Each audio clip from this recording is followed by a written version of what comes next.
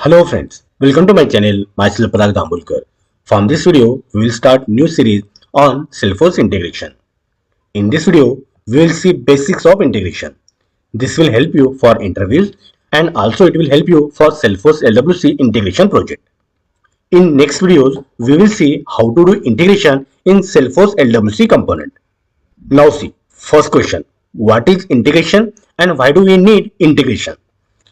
Integration is needed to connect two or more systems together to share data, user interfaces, business logic, etc. So what do you mean by integration? Connecting two or more systems together for some specific purpose, maybe to share data, user interfaces or business logic. That is called as integration. Now see, from this diagram, all concepts related to integration will be clear. Look at this. This is system A and suppose on system A we are using Salesforce. This is system B which is outside Salesforce. Now see, from our system A we want to access data from the system B. Now see, no any external system will allow to use its data, right? So for that purpose we have API. So see, this system B will not allow to use data directly. So for that purpose system B will provide API. So any other system can access this data only by using API. So API basically it is a set of rules or some protocols.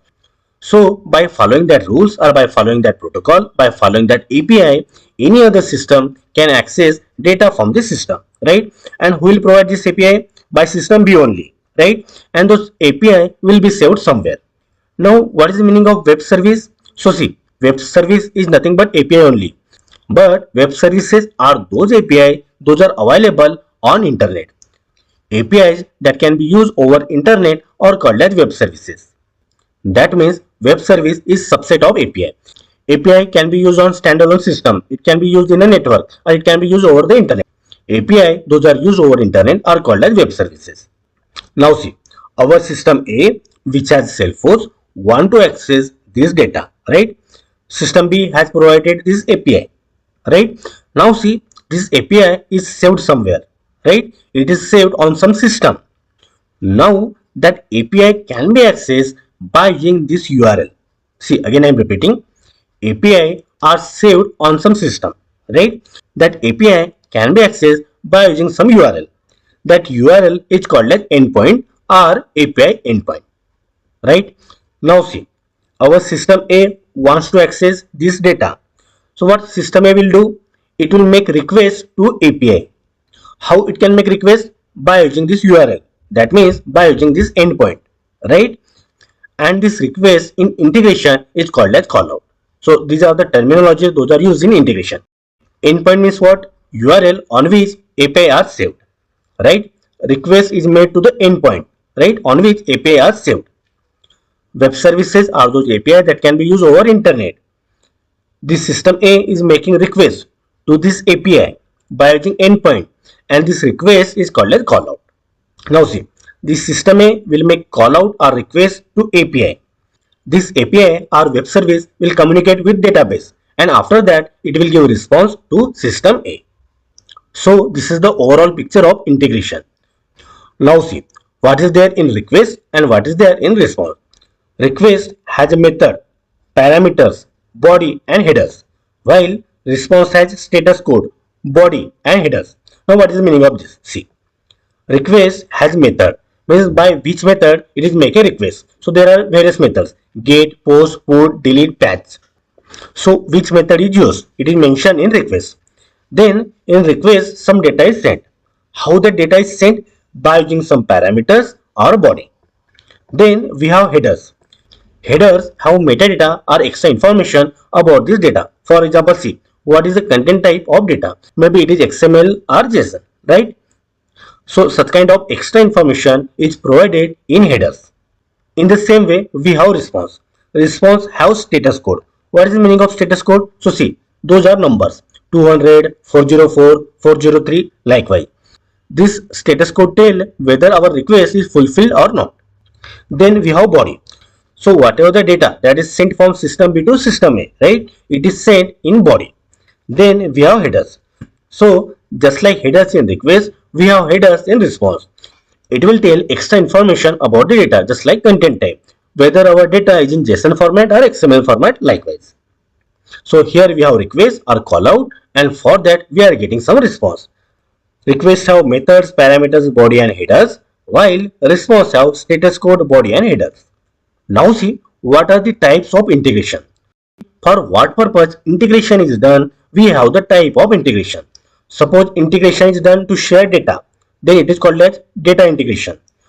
Suppose we have integration to share user interface. For example, see, to share Google Maps widget. So if integration is done to share user interface, it is called as user interface integration. Third type of integration is business logic integration. So see, when any system is integrated to share some business logic, for example, see, calculating interest. So such kind of integration is called as business logic integration. So based on purpose of integration, we have different types of integration: data integration, user interface integration, and business logic integration. Now see, in Salesforce integration, two terms are frequently used. One is inbound integration and another is outbound integration. Now what is the meaning of inbound integration and outbound integration? It represents direction of integration. Now see, this in and out are respect to Salesforce. See, this is our Salesforce system, right? When any request is coming towards Salesforce, it is called as inbound integration. See, this is our system, right? Now see, this direction is with respect to Salesforce, right? Now see, for our Salesforce system, if we are getting any request from the external system, it is called as inbound integration. It is coming into Salesforce, right? That's why inbound integration. Now see, any request that is going outside the Salesforce, that is called as outbound integration.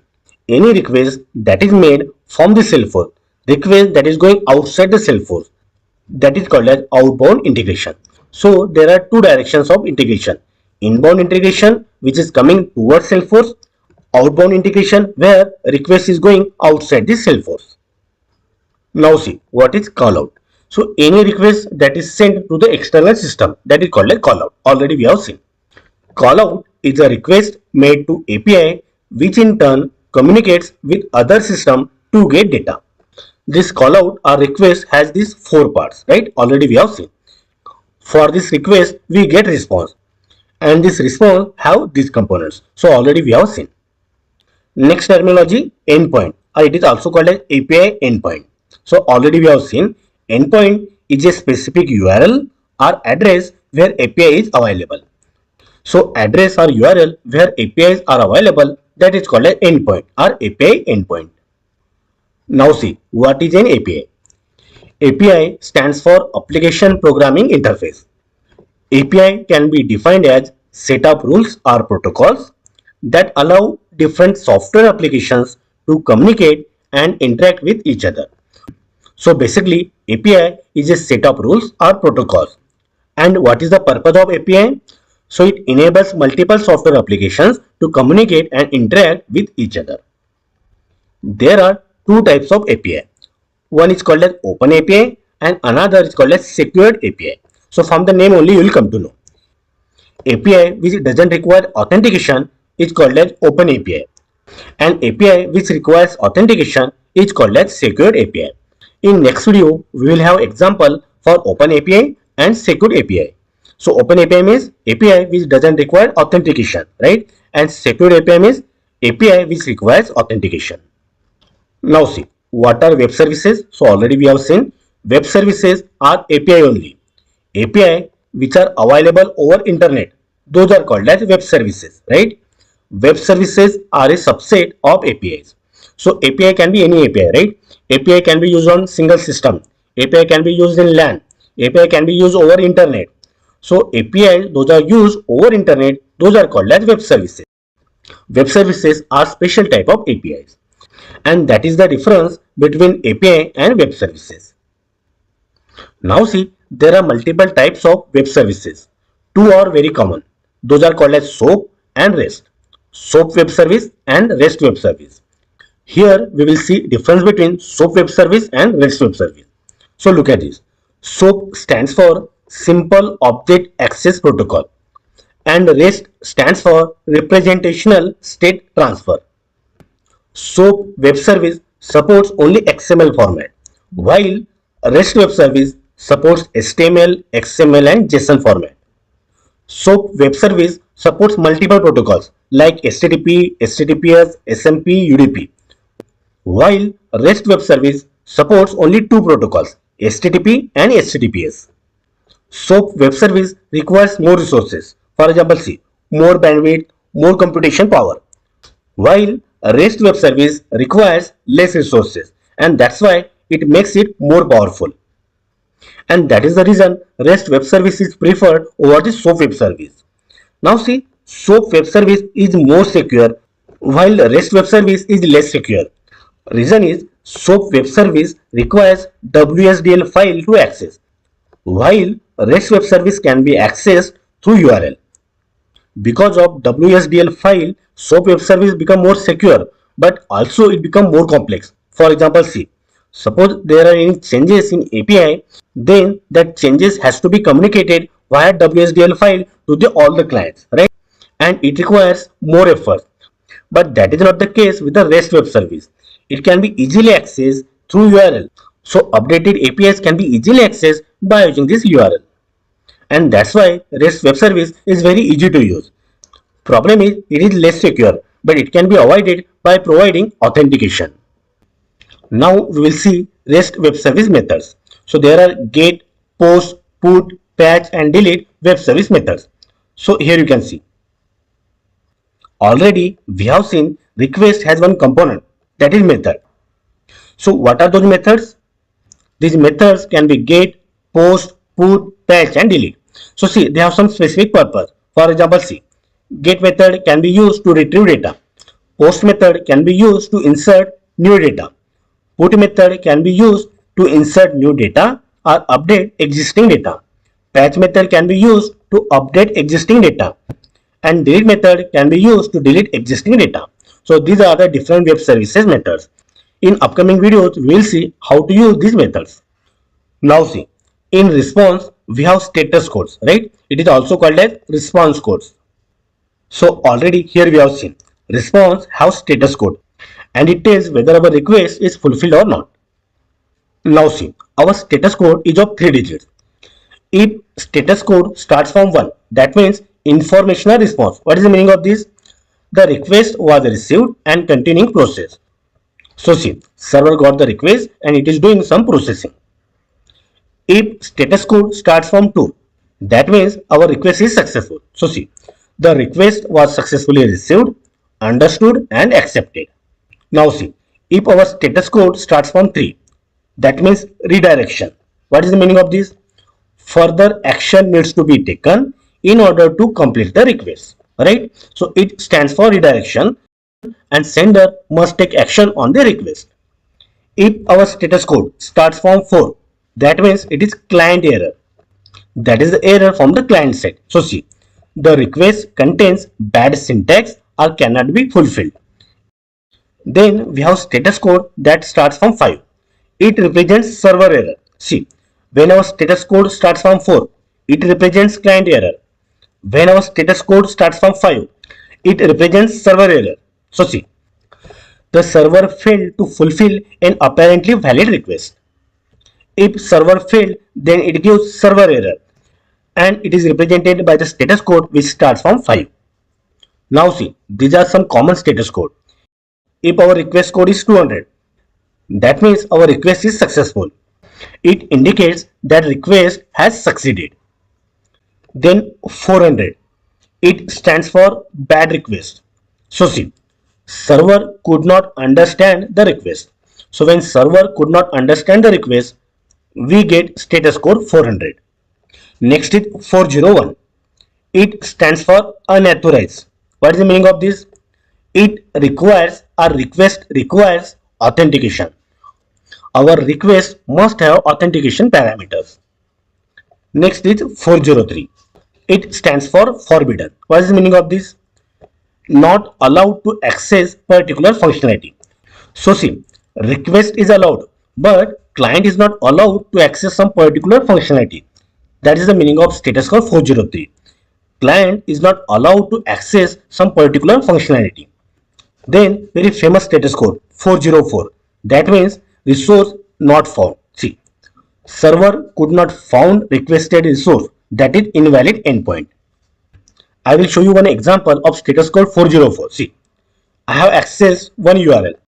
Now see, suppose here I am adding some alphabets, something like this, right? What is the meaning of this? We are trying to access this resource, which is obviously it is not available on this website, right? Now see, if I press enter, so here you can see file or directory not found. What is our status code? 404. Now see, next status code 500. It stands for internal server error. What is the meaning of this? Error occurred at server side while processing the request. So see, status code which starts from 5. It stands for server error, right? Then we have status code 503. What is the meaning of this? Service unavailable. When server is unable to handle requests, we get status code 503. So these are some popular status code or response codes. Now see, any external system will not easily provide their API. When we work in actual environment, so our organization has some tie-up with the external system, and by that we get access of API. But see, for learning purpose, we require some free API.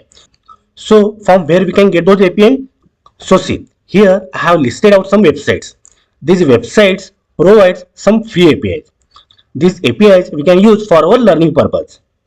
Now see, we have one popular tool, that is Postman. It is an application that allows the testing of web APIs.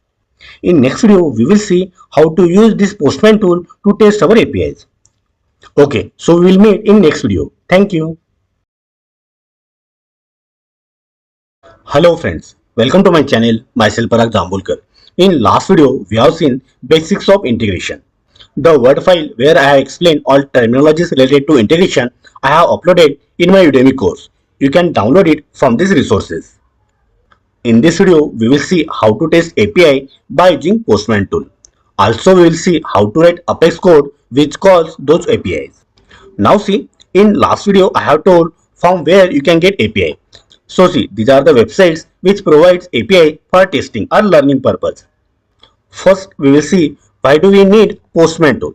So see, here I have listed out some websites. Now see, I am copying this website fixstoreapi.com and here we will paste it. Okay. On this website, scroll down. This fixstoreapi.com provides API for products, card, users.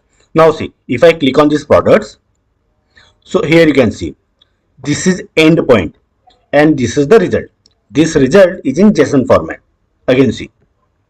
Next is card, right? If you click on this card, this is result in JSON format, and this URL that we call endpoint, right? In last video we have seen this URL is called as endpoint, and this is the result which is in JSON format. In last video we have seen there are two types of API. One is open API and another is secured API. Open API doesn't require authentication. This open API can be tested on browser directly. Likewise. So see, this is API and we have tested it on browser, right? And this is the result that we got. Now see, we will check another API which is secured. Let us see. So see, here we have one website, collectapi.com. I am copying this.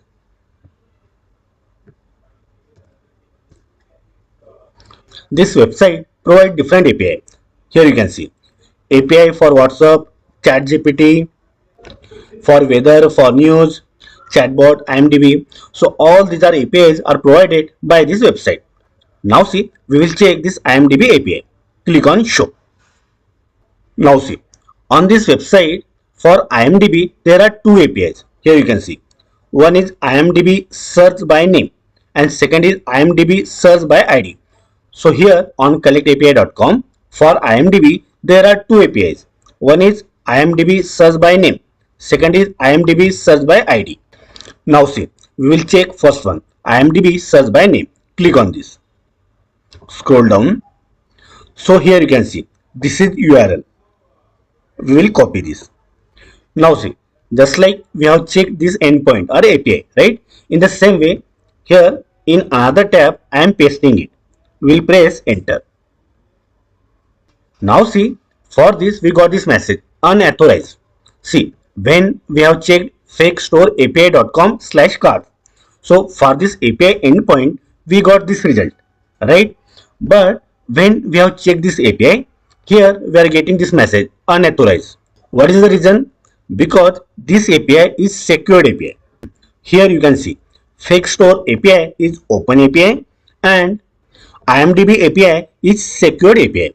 This secure API requires authentication, and that's why we cannot test this API on browser. In this situation, we have to take help of Postman tool. Postman tool can be used to test secure API as well as open API. Now see from where we can download Postman tool. So see, this is official website of Postman tool. We will copy this, or otherwise in Google you can type Postman downloads. From there also you can get this. Now see, from this link you can download Postman tool for your system. I have already downloaded Postman tool. We'll open it. So see, now see, we have opened Postman tool. From this drop down, we can select any method. So see, we have get, post, put, page, delete. So from this, we can choose any method. Here, we have to enter endpoint. And other things we can mention here in parameters, authorization, headers and body. Now see, what we will do, we will test this API. So see, I am copying this and here we will paste it. So see, this is API endpoint. Then we will click on send. Now see, same message we got, right? Unauthorized. Here you can see. In browser, we got this message unauthorized. Same message here we got, right? Unauthorized. Because still we have not provided any authentication, right? Now see, from where we can provide. So see, here we have one tab. Headers, here it is written. Now click on headers. So here we can provide key. Now see, from where we can get key. So see, again we'll go to this website, collect API. Here you can see authorization and API key, but actual key they have not mentioned, right? Now see, to get actual API key, what we have to do, we have to sign in this website. So see, we'll click on this sign in. You can register yourself on this website, or also we can log in by using our Google ID. So see, we will get login by using our Google ID. Click on this. Here we have to mention our Google or Gmail ID. Click on next. Here we have to mention our password. Click on next. Click on continue. Okay, so we have logged in this website by using our Gmail ID. Now see, again we'll search IMDb API. So see, Control F, IMDb. Okay, so here we have, right? Now click on show. Now see, click on this button, try free. Click on this. Scroll down. Now see, there are different plans, right? So based on our need, we will select our plan. Now see, for us this plan is okay. By this plan, we can have 1000 requests per month, right? So we can have this plan. Now click on this subscribe. Okay, so we have subscribed for this API. Now see, we have to get API key, right? So for that purpose, what we have to do, here we have one tab account, right? Click on this. Here we have one link profile. Click on this. Now here you can find, here it is written API token. Click on this. So here you can see your API token, right? So this is our API key. Now we'll copy this. So see, here they have provided one button, copy. Click on this. Okay, so by this we have copied our API key. Now see, we'll open our Postman tool. So see, key and value that we have to mention, right? So this is our API key, and here we have to mention header name, right? So from where we can get. So see, again we'll open our IMDb API. So see, we'll search IMDb, click on show, scroll down. Okay, so from this also we can copy our API key. And what is the name of header? Authorization, right? We'll copy this. So see, this is header name and this is value, right? So see, this is key value and this is header name. So see, header authorization and this is the value, right? Okay, now again we'll click on send. So see, previously when we have not provided API key, so at that time what output we got? Unauthorized, right? Now again we'll click on send. So here you can see we have our output. Now see, what is the status code? 200. That means our request is fulfilled, right? And this is our output. So see, this API is secured API, and that's why we have to provide API key. So here we have tested this API. We have seen what output we get. For this API, we have provided this header, authorization, and also we have provided value, and we got this result. Now see, we got this result by Postman tool, right? Now what we will do, we will write Apex code. In that Apex code, we have to mention method, we have to mention this endpoint, also we have to mention header. So we will try to get output by using our Apex code. Now see, to write Apex code, what we will do, we will go to developer console. Okay, here in debug, we'll open anonymous window. Now see, here we'll write Apex code to access our API, right? What we will do, we will use ChatGPT, and by that we will generate Apex code for the integration. So see, here I am typing ChatGPT in Google. Here we have ChatGPT link. Okay, so see, in search bar, here we'll type Salesforce Apex code for integration, like this.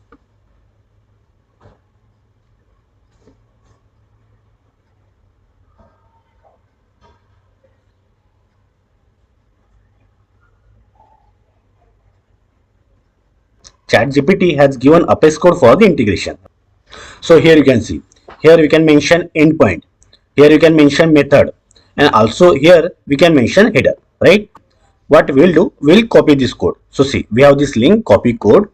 Okay, now see, here in developer console, we will paste it.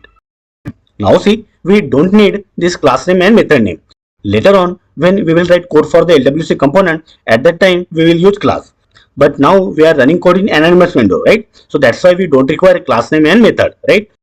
So what I am doing, I am removing this.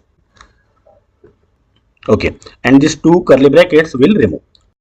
Now look at this code. So basically what we are doing, here we are creating object of HTTP request class. By using this object, we will mention endpoint, we will mention method, and also we will mention header, right? So see, in Postman, what we have to provide method name, right? Endpoint, and also we have mentioned header.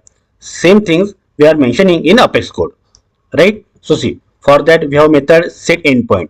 So here we have to mention our URL. So see, in single code we will mention our endpoint. So what is our endpoint? This, right? So see, I am copying this. Here we will paste it, right? Okay, method get only, right? Okay, now see, also we have to mention header, right? So see, what we'll do, by using set header method, we have to mention header. What is our header name? Authorization, right? So see, we'll copy this. Here we'll mention authorization. Here we have to mention value, right? Okay, so that also we'll copy. Control C, and here we will paste it. Okay, so here we have mentioned header name, authorization, and value. So for request we have mentioned endpoint, method, and also we have mentioned header. Now see, then we are creating object of HTTP class. By this object we will send request. Here you can see, by using this HTTP object we are sending this request. This request means this request, right? We are getting output in response.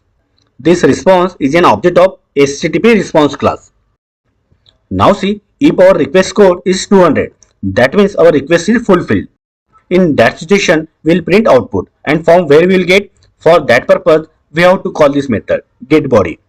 We are saving in this string object, and then we are printing on the screen. If our status code is not 200, that means we got some error, right? So here in else part, we will print status code, and also we will print error. Okay, so everything is done. Now we'll click on execute button. Okay, now click on debug only. So again we got one exception. What is the exception? Unauthorized endpoint. Please check setup security remote site setting. What is the meaning of this? We have mentioned endpoint, we have mentioned method, also we have provided API key. But one more thing we have to do. In Salesforce, we have to validate this endpoint. See, again I'm repeating. What one more thing is remaining in Salesforce or we have to validate this endpoint. For that purpose, what we have to do, we have to access remote site settings. So see, here we have logged in Salesforce developer org. Now see, in quick find, search remote site setting. Remote site settings. Click on this. Here we have to add our endpoint. So see, click on new remote site. Click on this. Okay, now see, remote site name. Suppose IMDb. Like this. Endpoint. So see, what is our endpoint? Is right. So see, I'm copying this. Here we will paste it. Actually, it needs this domain name only. Okay, no problem. We have copied our complete endpoint. Okay, active, it is already ticked. Okay, now click on save. So here you can see in remote site setting, our domain name is added. Here you can see this is the domain name, right? So though we have mentioned our complete endpoint, but still it requires only domain name. Now see, click on remote site settings. So here you can see our domain name is added in remote site setting, right? Okay, now see. Again, we'll run our Apex code. So see, again we'll go to debug, open execute anonymous window. Okay, now click on execute. Now click on debug only. Now here you can see we got our output, right? It is in JSON format. Here you can see response body, success, true, result, inception, year, IMDb ID, and even it is showing poster. Now see, this output is not from Salesforce. This output we got from the external system, right? So here we are using API, and by using that API, we are getting some output from the external system, right? And that is called integration. So here what we have done, here in anonymous window, we have written code, and by that code, we have accessed that API. In next video, what we will do, whatever the code that we have written in anonymous window, same code will write in one Apex class. And that Apex class method we will call from the LWC component. Okay, now what we will do, we will check another API. So see, we have already tested fake store API, right? So see, we will access this output by using our Apex code.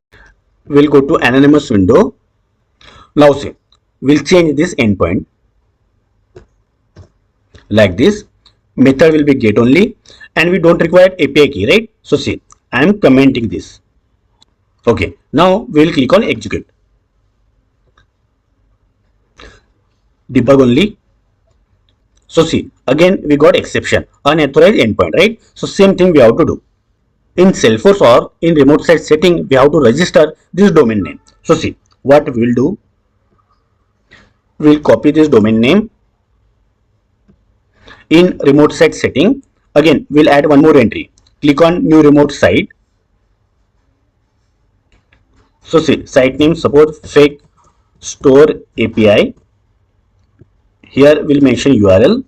Active is already ticked. Click on save. Okay, click on remote site settings. So see, we have added this entry, right? Okay, now again we'll check. Click on debug, anonymous window. Click on execute. Select checkbox debug only. So here you can see, here we got this output, right? ID 1, user ID 1, date 2020. So see, when we have tested on browser, so same output we got, right? ID 1, user ID 1, date 2020. Same output here we got by using Apex code. This Apex code I have provided in this Word file. Here you can see. I will provide this Word file in my Udemy course. You can download it from the resources. In next video, we will see how to do integration in LWC component. Okay, so we'll meet in next video. Thank you. Hello friends, welcome to my channel, myself Parag Dambulkar. In last video, we have seen how to call APIs by using Postman, and also we have seen how to call API by using Apex code. So see, here we have called this API by using this Postman, and this is our result, right? In the same way, we have called these APIs by using Apex code. So here you can see, here we have written Apex code, and by this we are calling this API, right? And see, when we execute this, here we are getting same output, right? So see, by using Postman and by using Apex code, we got same output. that is output from the API, right? Now see, in this video, we will see how to create LWC component which we'll call API. So see, basically what we will do, we will create our own LWC component. This LWC component will call Apex class method, and in this Apex class method, we will write Apex code to call APIs. In this video, we will see one example. We will create our own LWC component and we will call IMDb API. Look at this. Our LWC component will look like this. So see, here we are providing search bar. Here we have one button. Here we will type some movie name. So see, suppose I am typing Golmaal, something like this. When I click on search button, so here you can see we got result from the IMDb API, right? So see, this poster, then title, year, IMDb ID, type. This complete data we got from the IMDb API. So basically what we are doing in LWC component, we are integrating IMDb database, right? Here in LWC component, we are fetching data from the IMDb database. In this video, what we will do, we will create one Lightning app page, and same component we will create and we will deploy that on that Lightning app page. So see, what we will do, we will go step by step. We will follow these steps. Now see, first step, check Apex code to get data from API, and that code we are running from the anonymous window. So already in last video we have seen, we have run Apex code in anonymous window, and from that Apex code we have called IMDb API, right? So see what we have done. Here we have created object of HTTP request. Then for that request we have set endpoint, we have set method, then we have set header. Here we have set header authorization. Here we have allocated value API key. Then we have created object of HTTP class. Then above request we have sent by using object of HTTP class. Here you can see this is object of HTTP class. Here we are sending this request, right? And this is object of HTTP request class. So this request object already we have created, and also we have set some attributes, right? After sending request, we are getting response. That response we are saving in object of HTTP response class. Now see, by using this response object, we are checking status code. If it is 200, that means our request is fulfilled, right? Then we are printing response body. Response body means whatever the output that we got after sending request. If our status code is not 200, that means there is some error. So that error message here we are printing. And if we get any exception, so that exception we are handling in this catch block. So this Apex code which calls this IMDb API already we have seen in last video. Now see what we will do, we will copy this code by Ctrl C. So see, we have done with our first step. Now see second step, create new project in VS Code, right? So see, what we will do, in Visual Studio Code we will create our new project. So see, click on gear icon, command palette, here type create project. So see, here we got SFDX create project. Click on this, click on standard, give project name. So see, suppose I want to give IMDb project 4. Now press enter. Here we have to give path where our project will be saved. Okay, so I have given this path. Now click on create project. Now see, our project is created. Here it is showing no default org set. So what we have to do, we have to authorize our project to access data from the Salesforce org, right? So see what we will do, we will click on this. Okay, here we got one option, authorize in org. Click on this. We have to choose URL. Our URL is login.salesforce.com as we are using developer org, right? So click on production. Give some name. So see, suppose I am giving name Apex Dev. Press enter. Here we have to give username and password. Press enter. So see, here we got message authentication successful, right? Okay, now we will close it. So here you can see we have authorized our Salesforce org. So now we can deploy our project onto this Salesforce org. Now see what we will do, we will create one Apex class. So see, click on force-app. Here we have folder classes, right? Right click on classes. Here we have an option, create Apex class. Click on this. We will give some name to our Apex class. So see, suppose I am giving IMDb controller 4, something like this. Press enter. We will keep default path. So click on this. So here you can see our Apex class IMDb controller 4 is created. Right? Now see, we don't want this constructor. So we will delete it. Now see, to call any Apex method from the LWC component, we have to annotate that Apex method by aura enabled. Right? So see, we have to use annotation aura enabled. So see, how we can use add aura enabled. So see, here we got option, right? Add aura enabled. Click on this. So see, here we got template for our method, right? Now see, one more thing that we have to do. Here beside this add aura enabled, in round bracket, here we have to add one attribute. So see, cacheable is equal to true. So what is the meaning of this? Our data will be saved on client side. So basically it will save our server access time. So for that purpose, here we are adding one attribute, cacheable is equal to true, right? Okay. Now see, here we have to give some method name. So see, suppose we are giving name get movies, something like this. Now see, whatever the code that we have run in anonymous window, we will copy this and that we will paste here. So see, here we will paste our Apex code. Now see, here for set endpoint method, we are passing one parameter. And what is that parameter? API endpoint. Now here you can see movie name is hard coded. But what we will do, we will take this movie name from the user. So see, here what I am doing, here I am removing this movie name. See, plus one string name we will add. So see, suppose here I am adding search text, right? So see, value for search text we will take from the user, right? So see, that value we will get from the user, from the LWC component, right? So see, here for get movies we are adding one parameter. So see, string and search text. This value for the search text will get from the LWC component, from the user, from the search bar. So see, this is set endpoint method. Then we have set method, right? Then we have set header method. So see, all these method calls will keep as it is. Now scroll down. Instead of printing response body, what we will do, we will return this response body to LWC component, right? So see, we'll comment this and here we'll add return this response body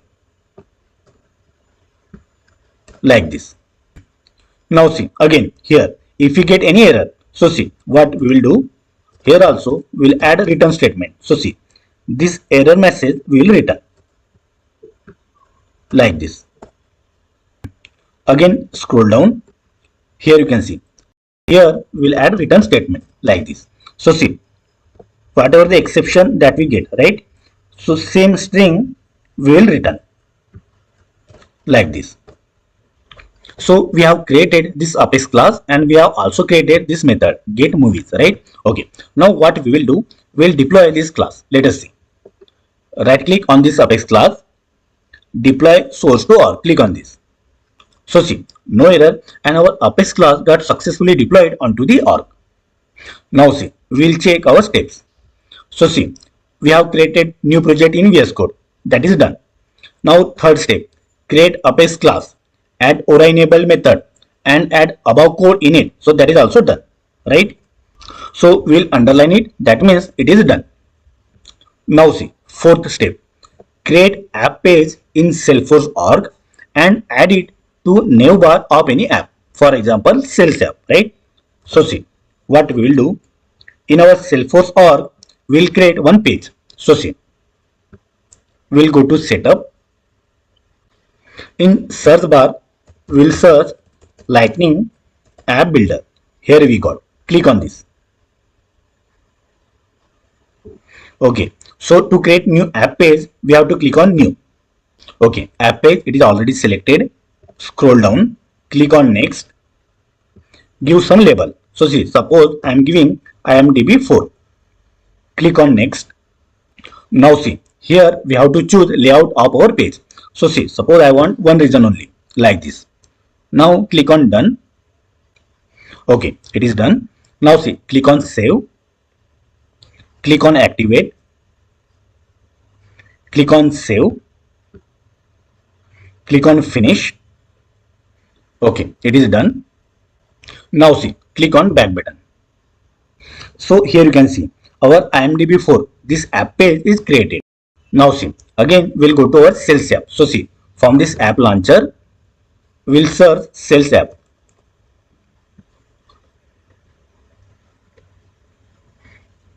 So see, besides this, we'll add our new app page, that is IMDb 4, right? So see, we have to click on this pencil icon, click on add more items. Okay, click on this all. Here we have to search IMDb 4. So here you can see IMDb 4. Click on plus symbol. Okay, it is added. Now click on add one new item, right? Click on this button. Click on save. Okay, it is done. Now see, if I click on this more, so here you can see IMDb 4, right? Now see, we will drag and drop like this. So see, if I click on this IMDb 4, so nothing is there, right? IMDb 3, here already we have created this LWC component. So similar LWC component we will create, and that LWC component will deploy on this app page, right? IMDb 4. So see, we have done with fourth step. Now see, next step, create LWC component. So we have to create one LWC component. So see, VS Code. Now see, in our project, we'll create our LWC component. So see, scroll down. So here we have LWC, right? Right click on this, click on create lightning web component. Okay, give some name. Suppose we are giving name movies list 4. Now press enter, give default path.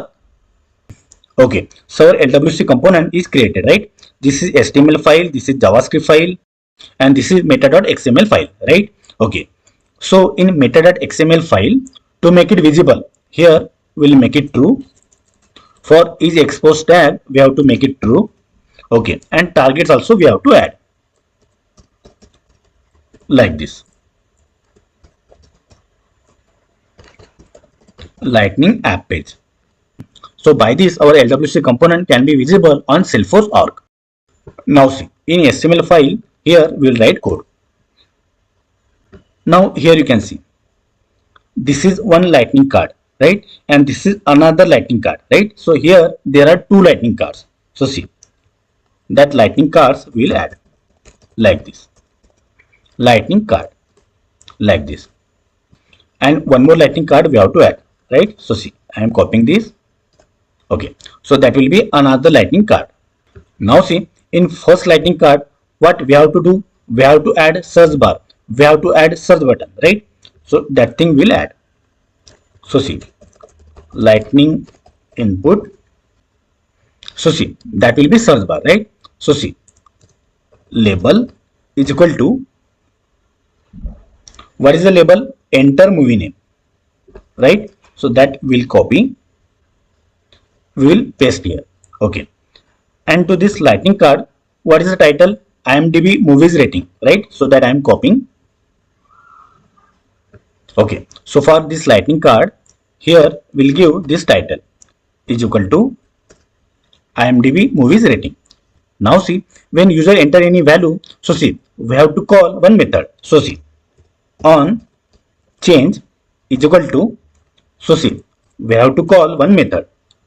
Suppose handle change, something like this, right? Okay, now see, here we'll add one button. So see, lightning dash button like this. For this button, we will give one label is equal to search. When user click on this button, we will call one method. So see, on click is equal to one method name, handle click, something like this. These two methods we have to define in JavaScript file, right? So see, here in JavaScript file, we will define these two methods. So see, handle change event, it will accept one parameter, that is event, and one more method we have to add, handle click. Like this, we will pass one parameter event, like this. Now see, here we will take some properties. So see, entered text, something like this, is equal to this empty string, like this. Then search text is equal to empty string, then one show text. So see, here we'll give one message. So see, that message will copy from this. Please enter valid movie name. Okay, so see, to this property show text, we have given one message. To this property enter text, what we have to do? So when user enter in search bar, so that value or string we have to allocate to this property enter text. So see, this dot enter text is equal to, and see, to get that value we have to pass event dot target dot value, like this. So see, when user entered something in search bar, so that value will get allocated to this property enter text. Now see, once user have entered movie name in search bar, so see, that movie name will be allocated to this enter text, right? Now see, after that user will click on search button, right? So when user will click on search button, this function or method will be called, right? So when it is called, what we will do? To this property search text, so see, this dot search text is equal to this dot enter text. So this string will allocate to search text, like this. Okay, it is done. I am saving it. Now see, in HTML file, in another lightning card, here we have to show message given by show text. Show text. And see, what we will do, we will increase font of this show text. So see, for that purpose, we will use tag font. Size is equal to, suppose 6, something like this.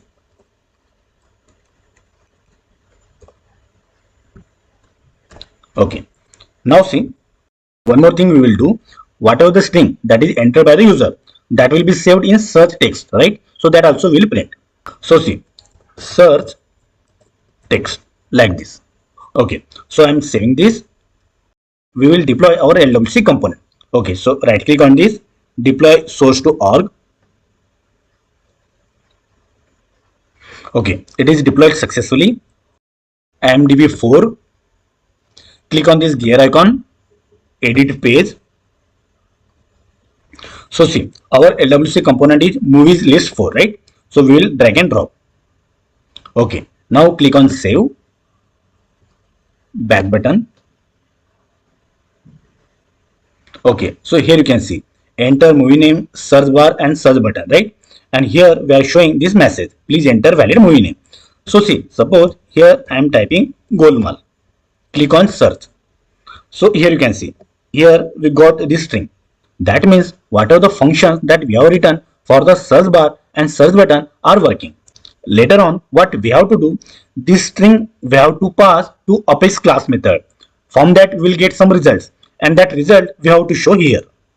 Okay, so before that, what we will do, we will arrange this search bar and search button properly. Here you can see, here search bar and search button, it is one line.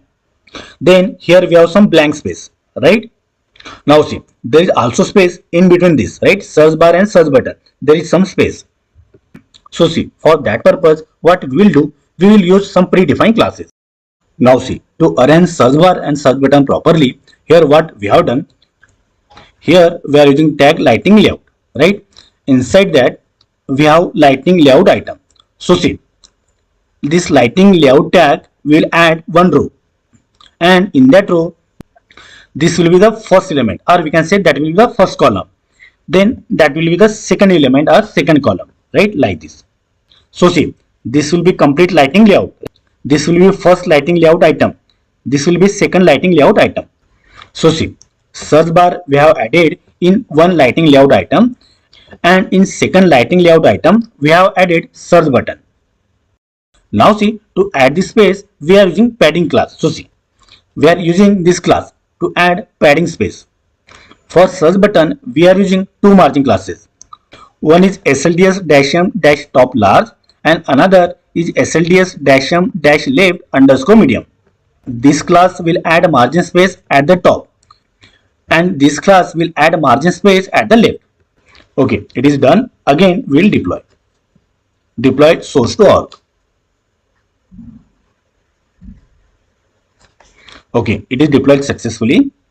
Now see, we will refresh by Ctrl F5. So here you can see our search bar and search button are arranged properly. Now see, from the LWC component, we have to call our Apex class method, right? So see, in our JavaScript file, here we are adding this import statement. So what we are importing? See, get movies method from this module, right? This is our class name, IMDb controller 4, and this is our method name. Now see, to call this get movies Apex class method, we have to use @wire decorator. So see, we will write code to call this get movies method by using @wire decorator. Here you can see, here we are using @wire decorator. This is get movie method that we are calling from the Apex class, right? This is parameter of get movie method. To this search text parameter, we are passing value of search text. So see, this search text is this search text. Whatever the string entered by the user, that will be allocated to this search text, right? And this search text is parameter of get movie method. So we are passing this value to this parameter. Then we have this method name, fetch movies. So any name you can give. Whatever the result that is written by get movies method, that will be saved in result. Now see, this result property has two more sub properties. One is result.data and another is result.error. So see, this result.data and another is result.error. So see, if we are getting some data, so what we will do? We will run this part. If we are getting error, then we will print error message, right? Now see, this is most important statement. This get movies method will return string, but that string is in JSON format, right? Our output will be like this. Now see, we have to parse it. Parse it in the sense, we have to find out what is the value for success attribute, what is the value for result attribute. Now see, here we have to check. If success is equal to true, then we will have this result, right? So see, this result.data we are passing to parse method of JSON class. So see, it will parse that JSON string and it will allocate to JavaScript object. This data is JavaScript object. Now see, how can we fetch data? So see, this is JavaScript object, right? Data is JavaScript object. Now see, data.success will give true. Data.result will give this array, right? So see, again I am repeating, data.success will give value true. Data.result will give this array. In this array, this is first record, right? Then we have second record, this. Likewise, we have third record, fourth record, right? So we have multiple records. So in this array, we have multiple records. Now see, if data.success is true, then what we are doing, whatever the result that we got. So see, data.result. If data.success is true, then data.result we are allocating to some array, right? Here you can see data.result, that is array, right? We are allocating to this array movies. Here you can see we have defined movies as an array. Now see, if data.success is false, right? So what we are doing, to this movies array we are allocating blank array, and to this show text we are giving message please enter valid movie name. And if we are getting some error, so that error message we are allocating to show text. So see, we have written code in JavaScript file to call Apex class method. We are getting output in movies array, right? That data we have to show in HTML file. Now see, in HTML file we have written code to fetch data from the movies array, right? See, this is movies array, right? So to fetch data from this movies array, we are using for each loop. Now see, every iteration result will be saved in this variable, right? In this property movie. Now see, what is the record that will be saved in this variable movie? So here you can see, This is our first record, right? Similarly, we have another record, third record, right? What are the values there? So see, title, year, IMDb ID, type and poster, right? So see, in every iteration, we will get this value. So see, movie.title will give this, movie.year will give this, movie.imdb id will give this, movie.type will give this, and movie.poster will give this URL, right? So from this URL, we will fetch this image. So here you can see we are fetching image from movie.poster. Then movie.title will give title, movie.year, movie.imdb id, movie.type. Now see, for lightning layout, we are using one attribute multiple dash rows. So here you can see.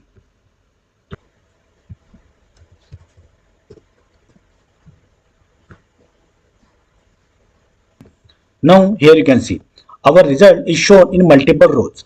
So for that purpose, here we have used attribute multiple dash rows. For every element, we have given some size. By this class, we are adding padding space. And by this inline CSS style, we are giving border to each and every element. For every image, we are given fixed height and also we have set width to 90%. So this styling I have done as per my need. You can make any changes that you want. So finally, our LWC component will look like this. See, suppose I am searching for Inception. So see, here we got data for Inception movie. I will provide this program code in my Udemy course. You can download it from the resources. So in this way, we have seen how to do integration in LWC component. Thank you. Hello friends, welcome to my channel, myself Parag Dambulkar. In last video, to authorize API domain, we have used remote site settings, right? In this video, we will see one more way, that is named credentials. Also, we will see what is the difference between remote site settings and named credentials. And we will also discuss what are the advantages of using named credentials. In further part of video, we will have practical demonstration for named credentials. Now see, we have already used remote site settings for authorizing API domain, right? Here you can see in setup in quick find, here we can search remote site settings. Here we got, click on this. So here you can see we have already registered API domain in remote site settings.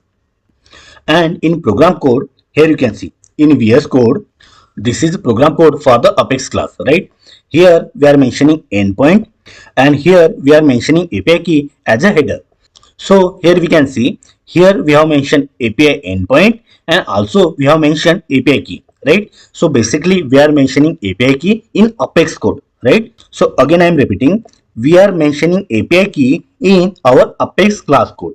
Now see, suppose in future there is change in API key and suppose we have used API key in several places. So what will happen in Apex code, we have to change API key and at several places, right? And all the changes are on developer side, right? Developer has to change API key in Apex program code. So to avoid that, we have named credential. So in named credentials, what we are doing, we are saving this API key in Salesforce developer org along with API domain. Again, I am repeating. In named credentials, what we are doing, we are saving this API key in Salesforce along with this API domain. Now see, suppose in future, if there is change in API key, so what we have to do, instead of changing Apex program code, we have to make changes in Salesforce, right? We have to make changes in named credentials in Salesforce. So at only one place, we have to change API key, right? So this is the advantage of named credentials over remote site setting. So here you can see a difference between remote site settings and named credential. In remote site settings, URL is registered in Salesforce org. Authentication headers have to be mentioned in program, right? A named credential specifies the URL of callout endpoint and its required authentication parameters in one definition. So if we are using named credential, so only endpoint we have to mention in Apex program code and that endpoint takes care of authentication. Now see, in remote site settings, Apex developer has to manage authentication. Already we have seen. Apex developer has to change API key in program code, right? While in name credential, Salesforce manages the authentication. That API key has to be changed on Salesforce side. Now see, in remote site settings, maintenance is difficult if any changes occur in future. So see, if API key is used at several places, so if there is change in API key, so at several places we have to make change.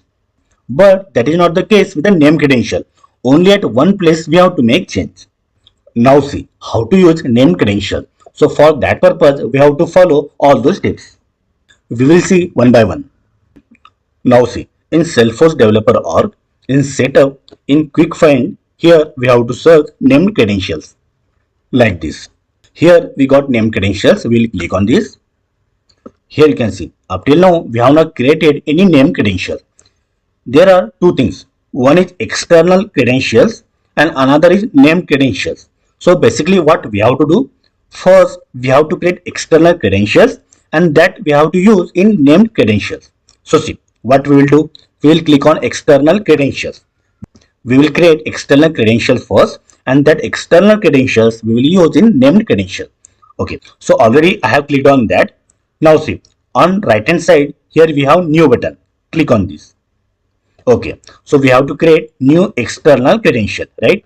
So see, we will give some label. For example, IMDb credential, something like this. Name, so same name we'll give. Only this white space will remove like this. Now see, authentication protocol. So see, here we'll choose custom. Then we have to click on save. Okay, so here you can see external credential is created, right? Okay, now scroll down. In external credential, we have to add principal and that principal later on we have to use in profile. We have to create new principal. That's why we will click on new. Here we will give some name. So see, suppose I am giving IMDb sequence number default we will keep. In principal, we can add authentication parameter. Here you can see if you click on this add, here we can add authentication parameter. Otherwise, we can also add authentication parameters in name credentials as header. So what we will do, we will add authentication parameters in name credential. So see, I am deleting this. Now see, we will click on save. So see, what we have done, we have created external credential. In that external credential, we have added principal. Here you can see, in external credential, we have added principal, right? Okay. Now we will move to name credential. So see, here we have name credentials. Click on this. So here you can see we have added one external credentials, right? Now this external credentials we will use in named credential. So see, click on named credentials. Okay, so up till now we have not created any named credential. Now we have to create new name credential, right? So click on new. Here we'll give some name. So see, suppose IMDb name, also I'm giving IMDb URL. So see, we will copy from the program code. So what is the URL of API? So see, this is the URL of API, right? So I'm copying this. Okay, and here we will paste it. Now see, enable for callouts. So we will keep it ticked. Scroll down. Now here you can see external credential. So whatever the external credential that we have created before, so that external credential here we have to choose. So click on this. So already we have created IMDb credentials, right? This is external credential. So select this. Okay. Remaining things we can keep default. Okay. Now click on save. Okay. So name credential is created. Now see, scroll down. In custom headers, we can add authentication parameters. So here you can see custom headers. Here we'll add authentication parameters. So click on new. Now see name. So see, from program code we will take name. So what is the name of header? Authorization. We will copy this. Okay, here we will paste it. Okay, now value. So we will take from the program code. So see, this is our API key, right? So this complete API key we will copy. Control C, and here we will paste it. Okay, it is done. Now click on save. Now see, again we will click on name credential. So here you can see we have created one external credentials, right? In external credentials we have created one principal. Then these external credentials we have used in named credentials. In named credentials, we have added header for authentication parameters, right? So see, we have done setting for the named credential. Now one more thing is remaining. So see, in search bar, we will search profiles like this. We will go to profiles. Now what we have to do for particular user profile, we have to provide access of external credential principal. Suppose we want to give access to the system administrator. So see, what we'll do here, we'll click on yes. Okay, so here we got system administrator profile. Now click on this profile system administrator. Here on the top we have some links. So see, here we have one link, enabled external credential principal access. See, again I am reading, enabled external credential principal access. Now what we have to do, we have to take cursor over this link. Once we have taken cursor over this link, here we got edit option, right? We got edit button. So what we have to do, we have to click on this edit button. This is external credential that we have created, right? Now see, what we have to do, we have to enable it for our user profile. So here we are enabling it for the system administrator, right? We have selected this, click on add button. Okay, here it is added. Now click on save. Okay, it is done. Now see, in program code, already we have mentioned this API key in Salesforce developer all, right? So what we'll do, we'll comment this because it is not needed, right? Okay. Now see, this endpoint we have used for the remote site settings, right? Okay. So here I am mentioning remote site settings. This endpoint was for remote site setting. So I am copying this statement like this. We'll comment this. Now see, here we'll paste it. Now see, we have to change this endpoint for the named credentials, right? So see, here I am writing named credentials like this. Okay. So see, we have to change this endpoint for the named credential. So what we have to do, we have to change this domain name like this. So see, instead of this domain name, what we have to write, call out colon named credential name. So what was the name of named credentials? IMDb, right? We have created named credentials with the name IMDb. So see, that thing I am mentioning here. So see, instead of domain name of API, here we have to mention call out colon IMDb. IMDb is name of named credential. Okay, so I am saving it. Okay, so again we'll deploy this class. So see, deploy source to org. Okay, so it is deployed successfully. Now see, we'll refresh by Control F5. So here you can see there is no change in application. We can use this application as earlier, right? Okay, so see, suppose here I am searching Goldman, something like this, search. So here we got the results, right? So in this video we have seen how to use named credential instead of remote site settings, and also we have seen what are the advantages of named credentials over remote site settings. These steps for the named credentials and program code I will provide in my Udemy course. You can download it from the resources. Okay, thank you.